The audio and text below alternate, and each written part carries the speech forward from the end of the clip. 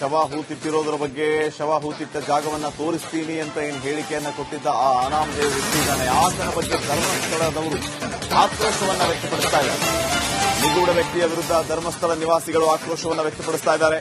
ಧರ್ಮಸ್ಥಳದ ಬಗ್ಗೆ ಅಪಪ್ರಚಾರದ ಬಗ್ಗೆ ರಾಮಚಂದ್ರ ಶೆಟ್ಟಿ ಅನ್ನೋರು ಕಿಡಿಕಾರಿದ್ದಾರೆ. ಧರ್ಮಸ್ಥಳದ ನಿವಾಸಿಯಾಗಿರುವಂತಹ ರಾಮಚಂದ್ರ ಶೆಟ್ಟಿ ಈಗ ಕಿಡಿಕಾರಿದ್ದಾರೆ. ಅವರು ಕೊಟ್ಟಿರುವಂತಹ ಹೇಳಿಕೆ ಏನಂತಂದ್ರೆ, ನಾನು 10 ವರ್ಷದಿಂದ ನೇತ್ರಾವತಿ ಬಳಿ ಹೋಟೆಲ್ ನಡೆಸಿದ್ದೆ. ನನ್ನ ಹೋಟೆಲಲ್ಲಿ ಈತ 1 ತಿಂಗಳು ಕೆಲಸ ಮಾಡಿದ್ದ. ಧರ್ಮಸ್ಥಳ ಬಿಟ್ಟು 10-15 ವರ್ಷ ಆಗಿದೆ. ಊರಿಗೆ ಹೋದ್ಮೇಲೆ ಯಾರೋ ಆತನನ್ನ ಪ್ರಚೋದಿಸಿದ್ದಾರೆ. ಪ್ರಚೋದನೆಗೆ ಒಳಗಾಗಿ ಸುಳ್ಳು ಸುದ್ದಿ ಹಬ್ಬಿಸುತ್ತಿದ್ದಾನೆ ಅಂತ ಹೇಳಿ ರಿಪಬ್ಲಿಕ್ ಕನ್ನಡಕ್ಕೆ ಧರ್ಮಸ್ಥಳ ನಿವಾಸಿಯಾಗಿರುವ ರಾಮಚಂದ್ರ ಶೆಟ್ಟಿ ಅವರು ಹೇಳಿಕೆಯನ್ನ ಕೊಟ್ಟಿದ್ದಾರೆ. ಈ ಅನಾಮಧೇಯ ವ್ಯಕ್ತಿ ಅಂತ ಏನು ಕರೀತಾ ಇದ್ದೀರಿ, ಈತ ನನ್ನ ಹೋಟೆಲಲ್ಲೇ ಕೆಲಸ ಮಾಡ್ತಾ ಇದ್ದ. ನನ್ನ ಹೋಟೆಲಲ್ಲಿ ಈತ 1 ತಿಂಗಳು ಕೆಲಸ ಮಾಡಿದ್ದ. ಧರ್ಮಸ್ಥಳ ಬಿಟ್ಟು 10-15 ವರ್ಷ ಆಗಿದೆ. ಊರಿಗೆ ಹೋದ್ಮೇಲೆ ಯಾರೋ ಆತನನ್ನ ಪ್ರಚೋದಿಸಿದ್ದಾರೆ. ಪ್ರಚೋದನೆಗೆ ಒಳಗಾಗಿ ಸುಳ್ಳು ಸುದ್ದಿಯನ್ನು ಹಬ್ಬಿಸ್ತಾ ಇದ್ದಾನೆ ಈ ಅನಾಮಧೇಯ ವ್ಯಕ್ತಿ ಅಂತ ಹೇಳಿ ರಾಮಚಂದ್ರ ಶೆಟ್ಟಿ ಕಿಡಿಕಾರಿದ್ದಾರೆ. ನಾನು ಕ್ಷೇತ್ರವನ್ನು ಸುಮಾರು ಒಂದು 55 ವರ್ಷದಿಂದ ಕ್ಷೇತ್ರದ ಬಗ್ಗೆ ನನಗೆ ಗೊತ್ತುಂಟು. ಅಲ್ಲಿ ಆಗುವಂತದ್ದು ಈ ಆತ್ಮಹತ್ಯೆ ಪ್ರಕರಣಗಳಿರ್ಬೋದು, ಇನ್ನೊಂದಿರ್ಬೋದು, ಅದೆಲ್ಲ ಕ್ಷೇತ್ರಕ್ಕೆ ಸಂಬಂಧಪಟ್ಟದ್ದಲ್ಲ. ಬಂದವರು ಅಲ್ಲಿ ಸುಸೈಡ್ ಮಾಡಿಕೊಂಡದ್ದು, ಯಾರಾದರೂ ಕರ್ಕೊಂಡು ಬಂದ್ರೆ ಅವರನ್ನಲ್ಲಿ ಮರ್ಡರ್ ಮಾಡುವಂಥದ್ದು ವಿನಃ ಕ್ಷೇತ್ರಕ್ಕೆ ಸಂಬಂಧಪಟ್ಟದಲ್ಲ ಅಂತ ನಾನು ಹೇಳ್ತೇನೆ. ಯಾಕೆಂತೇಳಿ ನಾನು ಸುಮಾರು ಒಂದು 50 ವರ್ಷದಿಂದ ಧರ್ಮಸ್ಥಳದಲ್ಲಿದ್ದೇನೆ. ನೇತ್ರಾವತಿಯಲ್ಲಿ ಸುಮಾರು 10 ವರ್ಷ ನಾನು ಹೋಟ್ಲು ಮಾಡಿದ್ದೇನೆ.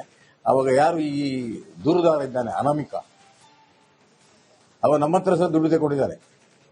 ನಮಗೆ ಸಹ ಗೊತ್ತುಂಟು ಅವನ ಬಗ್ಗೆ, ಅವನು ಯಾರು ಅಂತೇಳಿ. ಮತ್ತೆ ನನ್ನೊಟ್ಟಿಗೆ ಸ್ವತಃ ಅವನು ಕೆಲಸಕ್ಕೂ ಸಮೇತ ಇದ್ದ. 1 ತಿಂಗಳು ನನ್ನೊಟ್ಟಿಗೆ ಕೆಲಸಕ್ಕೂ ಸಮೇತ ಇದ್ದ. ಇದು ಇವನು ಏನು ಅಂತ ಹೇಳಿದ್ರೆ 10-15 ವರ್ಷ ಆಗಿದೆ ಹೋಗಿ, ಇಲ್ಲಿ ಕೆಲಸ ಬಿಟ್ಟು ಹೋಗಿ. ಅಲ್ಲಿ ಊರಿಗೆ ಹೋದಲ್ಲಿ ಏನೋ ಅವನಿಗೆ ಪ್ರಚೋದನೆ ಆಗಿಯಾ, ಯಾರಾದ್ರೂ ಏನಾದರೂ ಹೇಳಿಯಾ ಎಂತ ಗೊತ್ತಿಲ್ಲ.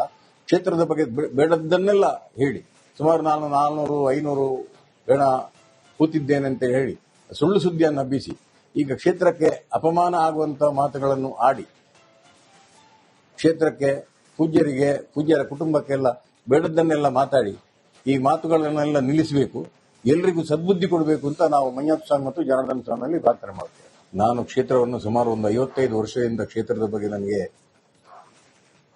ಗೊತ್ತುಂಟು. ಅಲ್ಲಿ ಆಗುವಂತದ್ದು ಈ ಆತ್ಮಹತ್ಯೆ ಪ್ರಕರಣಗಳಿರ್ಬೋದು, ಇನ್ನೊಂದಿರ್ಬೋದು, ಅದೆಲ್ಲ ರಾಮಚಂದ್ರ ಶೆಟ್ಟಿ ಅವರ ಹೇಳಿಕೆಯನ್ನ ಗಮನಿಸ್ತಾ ಇದ್ರಿ. ನೇತ್ರಾವತಿ ಬಳಿ 10 ವರ್ಷ ಹೋಟೆಲ್ ನಡೆಸಿದ್ದೆ. ಈಗ ಅನಾಮಧೇಯ ವ್ಯಕ್ತಿ ಅಂತ ಏನ್ ಕರೀತಾರೆ, ಆತ ನನ್ನ ಹೋಟೆಲಲ್ಲಿ 1 ತಿಂಗಳು ಕೆಲಸ ಮಾಡಿದ್ದ.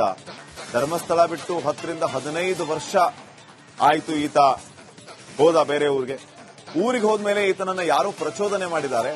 ಅವ್ರ ಮಾತನ್ನ ಕೇಳಿಕೊಂಡು ಈತ ಸುಳ್ಳು ಸುದ್ದಿಯನ್ನ ಹಬ್ಬಿಸ್ತಾ ಇದ್ದಾನೆ. ನಮ್ಮ ಕ್ಷೇತ್ರದ ಬಗ್ಗೆ ನಮಗೆ ತುಂಬಾ ಚೆನ್ನಾಗಿ ಗೊತ್ತಿದೆ. ಇಲ್ಲಿ ಇವನು ಹೇಳೋ ರೀತಿಯಲ್ಲಿ ಏನು ನಡೆದಿಲ್ಲ ಅನ್ನೋ ದಾಟಿಯಲ್ಲಿ ಈಗ ರಾಮಚಂದ್ರ ಶೆಟ್ಟಿ ಅವರು ಮಾತಾಡಿದ್ದಾರೆ.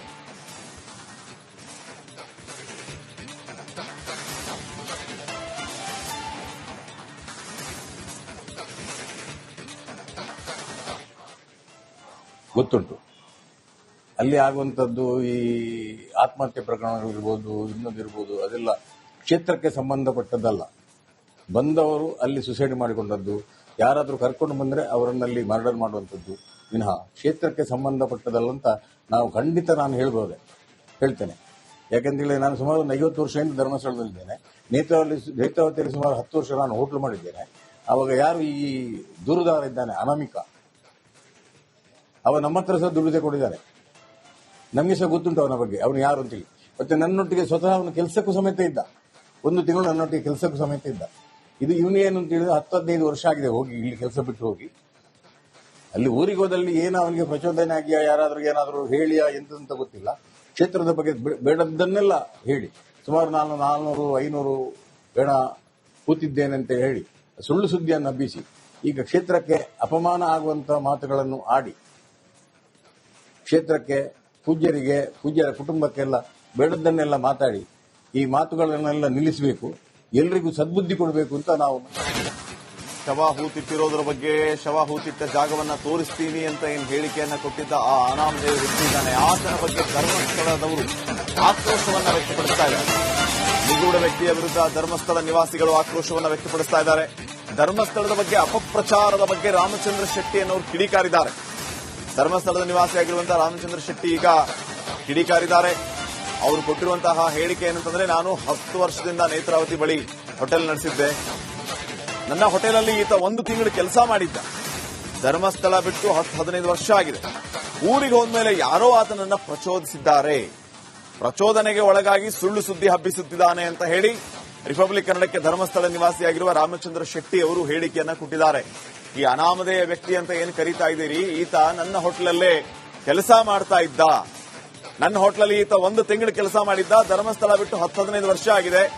ಊರಿಗೆ ಹೋದ್ಮೇಲೆ ಯಾರೋ ಆತನನ್ನ ಪ್ರಚೋದಿಸಿದ್ದಾರೆ. ಪ್ರಚೋದನೆಗೆ ಒಳಗಾಗಿ ಸುಳ್ಳು ಸುದ್ದಿಯನ್ನ ಹಬ್ಬಿಸ್ತಾ ಇದ್ದಾನೆ ಈ ಅನಾಮಧೇಯ ವ್ಯಕ್ತಿ ಅಂತ ಹೇಳಿ ರಾಮಚಂದ್ರ ಶೆಟ್ಟಿ ಕಿಡಿಕಾರಿದ್ದಾರೆ. ನಾನು ಕ್ಷೇತ್ರವನ್ನು ಸುಮಾರು ಒಂದು 55 ವರ್ಷದಿಂದ ಕ್ಷೇತ್ರದ ಬಗ್ಗೆ ನನಗೆ ಗೊತ್ತುಂಟು. ಅಲ್ಲಿ ಆಗುವಂತದ್ದು ಈ ಆತ್ಮಹತ್ಯೆ ಪ್ರಕರಣಗಳಿರ್ಬೋದು, ಇನ್ನೊಂದಿರ್ಬೋದು, ಅದೆಲ್ಲ ಕ್ಷೇತ್ರಕ್ಕೆ ಸಂಬಂಧಪಟ್ಟದ್ದಲ್ಲ. ಬಂದವರು ಅಲ್ಲಿ ಸುಸೈಡ್ ಮಾಡಿಕೊಂಡದ್ದು, ಯಾರಾದರೂ ಕರ್ಕೊಂಡು ಬಂದ್ರೆ ಅವರನ್ನಲ್ಲಿ ಮರ್ಡರ್ ಮಾಡುವಂಥದ್ದು ವಿನಃ ಕ್ಷೇತ್ರಕ್ಕೆ ಸಂಬಂಧಪಟ್ಟದಲ್ಲ ಅಂತ ನಾನು ಹೇಳ್ತೇನೆ. ಯಾಕೆಂತೇಳಿ ನಾನು ಸುಮಾರು ಒಂದು 50 ವರ್ಷದಿಂದ ಧರ್ಮಸ್ಥಳದಲ್ಲಿದ್ದೇನೆ. ನೇತ್ರಾವತಿಯಲ್ಲಿ ಸುಮಾರು 10 ವರ್ಷ ನಾನು ಹೋಟ್ಲು ಮಾಡಿದ್ದೇನೆ. ಅವಾಗ ಯಾರು ಈ ದೂರುದಾರ ಇದ್ದಾನೆ ಅನಾಮಿಕ, ಅವ ನಮ್ಮ ಹತ್ರ ಸಹ ದುಡಿದೇ ಕೊಟ್ಟಿದ್ದಾರೆ. ನಮಗೆ ಸಹ ಗೊತ್ತುಂಟು ಅವನ ಬಗ್ಗೆ, ಅವನು ಯಾರು ಅಂತೇಳಿ. ಮತ್ತೆ ನನ್ನೊಟ್ಟಿಗೆ ಸ್ವತಃ ಅವನು ಕೆಲಸಕ್ಕೂ ಸಮೇತ ಇದ್ದ. 1 ತಿಂಗಳು ನನ್ನೊಟ್ಟಿಗೆ ಕೆಲಸಕ್ಕೂ ಸಮೇತ ಇದ್ದ. ಇದು ಇವನು ಏನು ಅಂತ ಹೇಳಿದ್ರೆ 10-15 ವರ್ಷ ಆಗಿದೆ ಹೋಗಿ, ಇಲ್ಲಿ ಕೆಲಸ ಬಿಟ್ಟು ಹೋಗಿ. ಅಲ್ಲಿ ಊರಿಗೆ ಹೋದಲ್ಲಿ ಏನೋ ಅವನಿಗೆ ಪ್ರಚೋದನೆ ಆಗಿಯಾ, ಯಾರಾದ್ರೂ ಏನಾದರೂ ಹೇಳಿಯಾ ಎಂತ ಗೊತ್ತಿಲ್ಲ. ಕ್ಷೇತ್ರದ ಬಗ್ಗೆ ಬೇಡದ್ದನ್ನೆಲ್ಲ ಹೇಳಿ ಸುಮಾರು ನಾನು 400-500 ಗಣ ಕೂತಿದ್ದೇನೆ ಅಂತ ಹೇಳಿ ಸುಳ್ಳು ಸುದ್ದಿಯನ್ನು ಹಬ್ಬಿಸಿ ಈಗ ಕ್ಷೇತ್ರಕ್ಕೆ ಅಪಮಾನ ಆಗುವಂತಹ ಮಾತುಗಳನ್ನು ಆಡಿ ಕ್ಷೇತ್ರಕ್ಕೆ ಪೂಜ್ಯರ ಕುಟುಂಬಕ್ಕೆಲ್ಲ ಬೇಡದ್ದನ್ನೆಲ್ಲ ಮಾತಾಡಿ ಈ ಮಾತುಗಳನ್ನೆಲ್ಲ ನಿಲ್ಲಿಸಬೇಕು, ಎಲ್ರಿಗೂ ಸದ್ಬುದ್ಧಿ ಕೊಡಬೇಕು ಅಂತ ನಾವು ಮಂಜಪ್ಪ ಸ್ವಾಮಿ ಮತ್ತು ಜನಾರ್ದನ ಸ್ವಾಮಿಯಲ್ಲಿ ಪ್ರಾರ್ಥನೆ ಮಾಡ್ತೇವೆ. ನಾನು ಕ್ಷೇತ್ರವನ್ನು ಸುಮಾರು ಒಂದು 55 ವರ್ಷದಿಂದ ಕ್ಷೇತ್ರದ ಬಗ್ಗೆ ನನಗೆ ಗೊತ್ತುಂಟು. ಅಲ್ಲಿ ಆಗುವಂತದ್ದು ಈ ಆತ್ಮಹತ್ಯೆ ಪ್ರಕರಣಗಳಿರ್ಬೋದು, ಇನ್ನೊಂದಿರ್ಬೋದು, ಅದೆಲ್ಲ ರಾಮಚಂದ್ರ ಶೆಟ್ಟಿ ಅವರ ಹೇಳಿಕೆಯನ್ನ ಗಮನಿಸ್ತಾ ಇದ್ರಿ. ನೇತ್ರಾವತಿ ಬಳಿ 10 ವರ್ಷ ಹೋಟೆಲ್ ನಡೆಸಿದ್ದೆ. ಈಗ ಅನಾಮಧೇಯ ವ್ಯಕ್ತಿ ಅಂತ ಏನ್ ಕರೀತಾರೆ, ಆತ ನನ್ನ ಹೋಟೆಲಲ್ಲಿ 1 ತಿಂಗಳು ಕೆಲಸ ಮಾಡಿದ್ದ. ಧರ್ಮಸ್ಥಳ ಬಿಟ್ಟು 10-15 ವರ್ಷ ಆಯ್ತು ಈತ ಹೋದ ಬೇರೆ ಊರಿಗೆ ಹೋದ್ಮೇಲೆ ಈತನನ್ನ ಯಾರೋ ಪ್ರಚೋದನೆ ಮಾಡಿದ್ದಾರೆ. ಅವ್ರ ಮಾತನ್ನ ಕೇಳಿಕೊಂಡು ಈತ ಸುಳ್ಳು ಸುದ್ದಿಯನ್ನ ಹಬ್ಬಿಸ್ತಾ ಇದ್ದಾನೆ. ನಮ್ಮ ಕ್ಷೇತ್ರದ ಬಗ್ಗೆ ನಮಗೆ ತುಂಬಾ ಚೆನ್ನಾಗಿ ಗೊತ್ತಿದೆ. ಇಲ್ಲಿ ಇವನು ಹೇಳೋ ರೀತಿಯಲ್ಲಿ ಏನು ನಡೆದಿಲ್ಲ ಅನ್ನೋ ದಾಟಿಯಲ್ಲಿ ಈಗ ರಾಮಚಂದ್ರ ಶೆಟ್ಟಿ ಅವರು ಮಾತಾಡಿದ್ದಾರೆ.